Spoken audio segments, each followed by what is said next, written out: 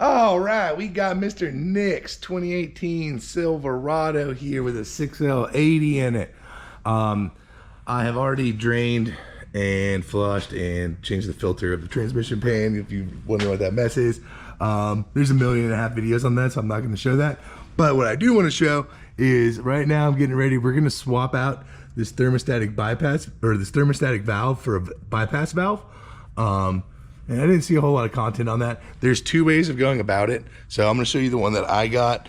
It is this PPE ready to go unit. So it looks like this. So you can order this. I got this from Summit Racing. They also have them on Amazon. I'll put them up here and in the link below. This puppy is like basically $100 for a whole unit that's just going to bolt right up and go. You can also go a cheaper route. There is like I think the brand is WIT, which stands for like whatever it takes transmission. They have like a valve you can put into this thing. So I'll show you how to take it apart once we get it off. But super, super easy and very important for these transmissions. So first things first, we're gonna go ahead and pull that 10mm right there to pull this hold down plate out. And then we'll try and pop both of these lines off of there. All right, so I just took a 10mm ratchet wrench, took the bolt out right there. So we should be able to work this little hold down platey thingy out. I don't really know how it comes out though. Or maybe that stays on the lines. Yeah, we'll leave it on the lines and we'll just try to pull the line straight out now. There it goes. Oops, there's one. Oh no. Of course I miss with the catch can. So we got 1 line out. 2 lines out. Hey. All right, now that we got both lines out, they've dripped a little bit, we're gonna go ahead and come up here and with a 13mm and zip that out right there. Of course, my impact didn't fit, so I had to grab an actual ratchet. And act like that's the end of the world. Here we go. So now a 13mm bolt comes out, just like so.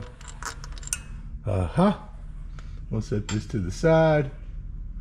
Now we should be able to just pull this puppy straight out of there. Just like that. Yay! Now they do want you to reuse this gasket with the PPE one, so I'm gonna give it a gentle wipe down and then we'll slide the new one up there. All right, here we are. So what I did is I just took a paper towel, gently wiped that gasket surface, and then used some of the transmission fluid on my fingers to just wipe around the 2 nipples before I slid it in. Then we tighten that 13mm up. Learned a couple things the hard way, so I'm gonna dub this in before you start going about it. But where your cooler lines come into the bypass, on the OEM one, you'll see there's an O-ring in there. This new one doesn't come with an O-ring, so you have to have an O-ring kit or buy some O-rings to slide in there. Or if yours are still in good shape, I guess you can try and reuse them. But I happen to have a kit. But yeah, make sure you put O-rings in there, or you're gonna get a giant second mess that you're not prepared for, because it just leaks right past it. Now all we got to do is put our little retaining bracket back in to the lines here, and then we'll stab the lines together at the same time into the side here, just like this. There we go. Now we can tighten this 10mm down, and if you got this version, we are good to go. And if you want to see how to take apart the other one, I'll do it right meow. All right, before I wrap this video up, now that I have put this valve in and I went to start it and try it, you'll notice we got a big new mess on the ground. They don't tell you in the instructions, but make sure you check that that plug at the top is indeed tight. It's a 10mm. Mine was finger loose. I never even checked it because I was like, why would it didn't say to check it? Why would it be loose? Yeah, she was just peeing some fluid out, so make sure you check that. For the complete assembly, that is literally all there is to it. So we are ready to finish filling it up with transmission fluid and then continue what we're doing here. But if you are trying to save the couple of bucks, I'll show you how to do this one real quick as well. So what you're gonna wanna do, you're still gonna have to take it off the vehicle because this part with the snap ring is on the top side of it. So you can't do it in the vehicle, or at least it would be a pain. I wouldn't recommend it. So what you're gonna do is you're gonna come to the end down here with the snap ring. You'll put your snap ring pliers in and you'll squeeze and get it removed. These things can be a booger and a half sometimes, but you'll see that one's starting to come up. Oh, we got it lifted. There it went.